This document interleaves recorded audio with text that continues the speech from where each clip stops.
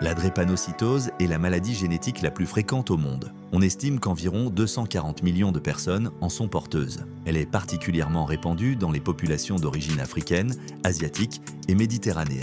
Cette forte prévalence s'explique notamment par le fait que le gène de la drépanocytose protège en partie contre le paludisme, ce qui a favorisé sa transmission dans ces régions.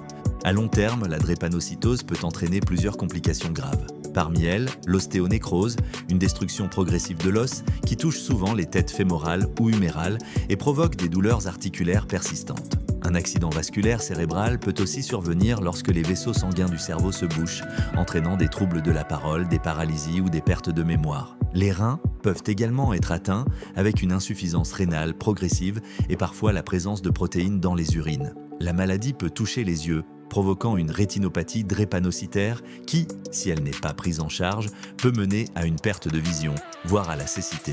Chez les hommes, une complication spécifique appelée priapisme peut apparaître. Il s'agit d'une érection douloureuse persistante qui peut avoir des conséquences importantes sur la santé sexuelle. Toutes ces complications montrent la gravité de la drépanocytose lorsqu'elle n'est pas correctement suivie. Dans la prochaine vidéo, nous parlerons des traitements et de la prise en charge de cette maladie.